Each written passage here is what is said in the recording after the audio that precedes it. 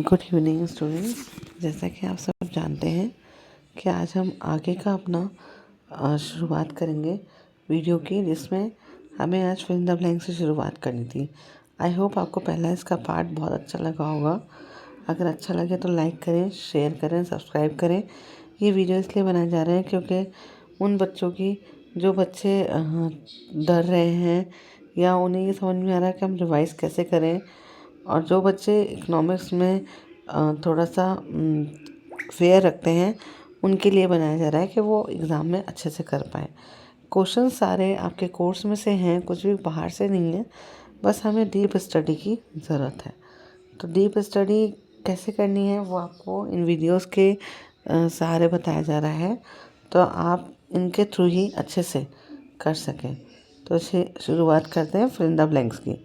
सबसे पहला ब्लैंक है, यदि आस्तियाँ देनदारियों से अधिक होती हैं तो उनको सीधी तरफ से क्या कहा जाता है? तो उसे पूंजी कहा जाता है, हिंदी में बोले, और इंग्लिश में लिखे तो नेट वर्थ कहा जाता है।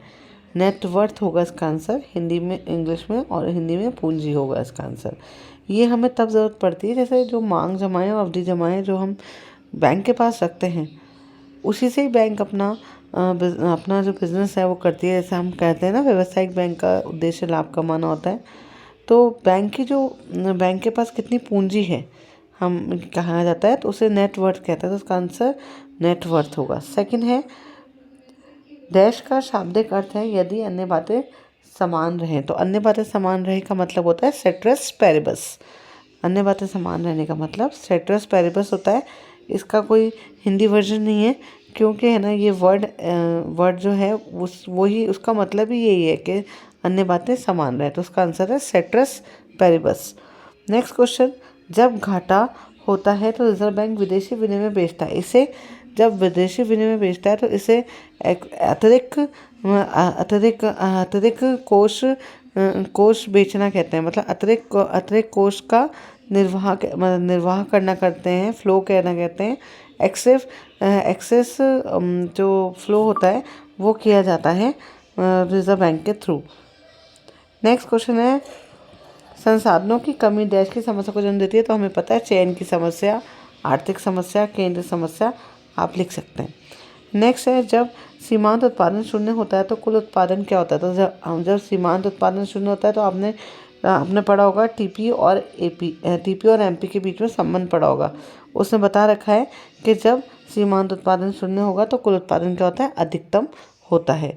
अगर सीमांत उत्पादन बढ़ रहा है तो कुल उत्पादन भी बढ़ रहा है, या कुल उत्पादन बढ़ रहा है तो सीमांत उत्पादन भी बढ़ रहा है।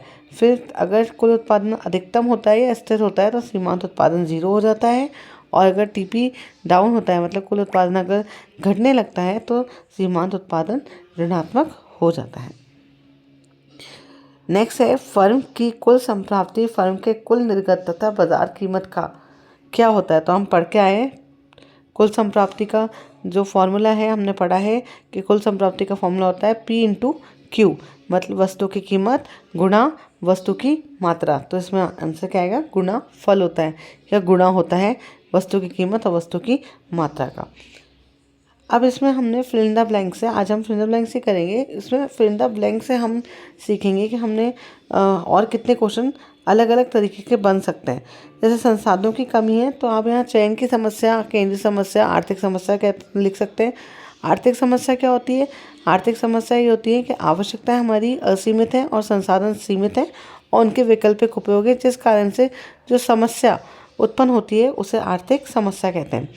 फिर आर्थिक समस्या किस कारण से होती है, तो इसकी परिभाषा में ही इसके कारण भी बताए गए हैं। तो उसी को आप अगर परिभाषा याद कर लेंगे तो आपको कारण भी याद हो जाएंगे। आर्थिक समस्या कितने प्रकार की होती है? 3 प्रकार की होती है। क्या उत्पादन किया जाए, कैसे उत्पादन किया जाए और किसके लिए उत्पादन किया जाए। मैं आपको याद करने का तरीका बता रही हूँ। हम एक एक पॉइंट हर एक चीज़ से लेंगे, हमें कोई जल्दी नहीं है। हम फिल इन द ब्लैंक से आज कई क्वेश्चन रिवाइज करने की कोशिश करेंगे। फिर क्या उत्पादन किया जाए में होता है कि आपको कौन सी वस्तु उत्पादित करनी है और किस मात्रा में करनी है। तो वस्तुएं कितनी सारी हैं? उपभोग वस्तुएं पढ़ते हैं हम, पूंजीगत वस्तुएं पढ़ते हैं, आवश्यकता वाली वस्तुएं पढ़ते हैं, विलासिता वाली वस्तुएं पढ़ते हैं। ठीक है, सार्वजनिक वस्तुएं पढ़ते हैं और निजी वस्तुएं पढ़ते हैं। तो हमें कौन सी वस्तु को किस मात्रा में उत्पन्न करना है या उसका उत्पादन करना है, तो वो हम किस में सीखते हैं, क्या उत्पादन किया जाए में। दूसरी समस्या थी कैसे उत्पादन किया जाए। तो कैसे उत्पादन किया जाए, दो तकनीक होती है, श्रम प्रधान और पूंजी प्रधान। श्रम प्रधान तकनीक कैसे होती है, जिसमें श्रम अधिक हो पूंजी की तुलना में, और पूंजी प्रधान तकनीक जिसमें पूंजी अधिक हो श्रम की तुलना में। अब याद कैसे करें, याद तो हमें होता ही नहीं, दिक्कत आती है, हम भूल जाते हैं। कई बच्चों की यही प्रॉब्लम है कि वो याद करते हैं और थोड़े दिन में भूल जाते हैं। तो आप रटो मत, क्रैमिंग मत करो, आप सिर्फ उसे समझो। आप जैसे श्रम प्रधान है, तो श्रम के पीछे जो वर्ड लगा हुआ है प्रधान, प्रधान मतलब होता है ज़्यादा, है ना। तो श्रम क्या यहाँ पे है, ज़्यादा है, किसकी तुलना में, श्रम के साथ हमेशा क्या होगी, पूंजी, तो पूंजी की तुलना में। दूसरी तकनीक क्या थी, पूंजी प्रधान, तो पूंजी अधिक है, किसकी तुलना में, श्रम की तुलना में। तो ऐसा शब्दों को अपने दिमाग में फिट कर लीजिए और उसके अकॉर्डिंग अपने दिमाग को ट्रेन कीजिए कि हमें अगर ये वर्ड्स दिख जाए तो हम इन वर्ड्स से हम डेफिनेशन बना सकें। फॉर्मूले से डेफिनेशन बना सकते हो या डेफिनेशन से फॉर्मूला बना सकते हो आप। तो आपको एक ही चीज़ याद करनी पड़ेगी, दो चीज़ें याद करने की ज़रूरत नहीं है, इसलिए रटे नहीं, समझें। नेक्स्ट है कैसे उत्पादन, किसके लिए उत्पादन किया जाए। तो किसके लिए करेंगे, महिला पुरुष के लिए करेंगे, ठीक है। उसके बाद राष्ट्रीय आय का समान वितरण करेंगे। उत्पादन के साधनों में 4 होते हैं, कौन कौन से होते हैं, भूमि, श्रमिक, पूंजी और उद्यमी। भूमि को क्या मिलेगा, लगान मिलेगा। श्रमिक को क्या मिलेगा, मजदूरी मिलेगी। पूंजी को ब्याज मिलेगा और उद्यमी को लाभ मिलेगा। क्यों और किसके लिए उत्पादन करते हैं, अमीर और गरीबी का जो गैप होता है उसको मिटाने के लिए उत्पादन किया जाता है, ठीक है। तो ये सब समस्याएं आप इसमें लिखेंगे। उसके बाद फिर नेक्स्ट इसी में आएगा कि ये सब समस्याएं जो केंद्रीय समस्याएं, आर्थिक समस्या, चयन की समस्या उत्पन्न हुई, इसको हम सॉल्व कैसे करेंगे। तो अलग अलग अर्थव्यवस्थाओं में इसका सॉल्यूशन भी है। सबसे पहले बाजार अर्थव्यवस्था में कीमत संयंत्र के द्वारा करेंगे। उसके बाद समाजवादी या फिर केंद्रीकृत योजनाबद्ध अर्थव्यवस्था में आर्थिक योजना द्वारा करेंगे, और मिश्रित में दोनों के द्वारा करेंगे। अब इसमें फिर एक क्वेश्चन आया कि कीमत संयंत्र क्या होता है। तो कीमत संयंत्र क्या होता है, बाजार की दोनों शक्तियाँ, मांग और पूर्ति। कीमत संयंत्र वो जिससे कीमत का निर्धारण होता है उसे हम कीमत संयंत्र कहते हैं। तो ये सब चीज़ें आपस में जुड़ी हुई हैं, आप घबराएं नहीं और धीरे धीरे आराम से पढ़ें जिससे कि आपको दिक्कत नहीं आए। अब देखिए टीपी और एमपी, इन दोनों के बीच में संबंध से क्वेश्चन पूछा गया। अब जो क्वेश्चन पूछा गया उसे हमें डायग्राम के बिना हम कर ही नहीं सकते, तो दिमाग में आप अपने डायग्राम्स फिट कीजिए, ठीक है। और हमेशा एक चीज़ याद रखिए, देखिए जहाँ सीमांत शब्द आ रहा है ना, मार्जिनल एम, चाहे वो व्यष्टि में हो चाहे वो समष्टि में हो, वहाँ पर 3 चीज़ें यूज़ करनी है अपने को। एक शब्द तो होगा यूज़ अतिरिक्त, एक शब्द यूज़ होगा परिवर्तन, और जो साइन लगाएंगे हम फॉर्मूला में वो होगा डेल्टा। तो ये 3 चीज़ें एम में, एम जहाँ लिखा हुआ है मार्जिनल, सीमांत जहाँ शब्द है ना, आप आंख बंद करके आपके टिक मार्क वाले जो क्वेश्चन आएंगे ना उसमें आप बस ये ध्यान रखना कि जहाँ सीमांत है वहाँ डेल्टा का साइन है, इसका मतलब फॉर्मूला में डेल्टा होना ज़रूरी है। दूसरा, जहाँ सीमांत है वहाँ पे अतिरिक्त होना शब्द डेफिनेशन में लिखना ज़रूरी है, और जहाँ सीमांत है वहीं पे परिवर्तन भी होगा। जैसे मैं आपको एग्जांपल बताती हूँ, सीमांत उत्पादन, सीमांत उत्पाद लिखा हुआ है, सीमांत उत्पाद की अगर मैं दिखाऊँ डेफिनेशन क्या होती है तो क्या लिखेंगे कि श्रम की अतिरिक्त इकाई बढ़ाने पर कुल उत्पादन में जो परिवर्तन आया उसे सीमांत उत्पादन कहते हैं।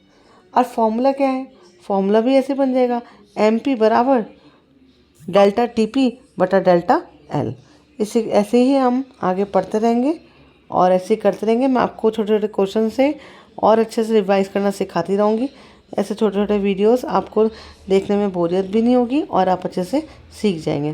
Thank you so much. आप कल मिलते हैं। अगर आपको अच्छा लगे तो इस चैनल को सब्सक्राइब कीजिए, लाइक कीजिए। धीरे धीरे मैं आपको वीडियोस दूंगी और सब कुछ धीरे धीरे सिखा दूंगी। आपके एग्ज़ाम से पहले आपको सारी ट्रिक्स बता दूंगी जिससे कि आपको किसी भी प्रकार की कोई दिक्कत, कोई परेशानी नहीं आए। हमें इस सब्जेक्ट को और इजी बनाना है। इस सब्जेक्ट को अच्छे से पढ़ना है और समझना है, क्योंकि इकोनॉमिक्स का जो इम्पोर्टेंस है वो हर कॉम्पिटिटिव एग्ज़ाम में बढ़ता जा रहा है। Thank you so much. कल मिलते हैं।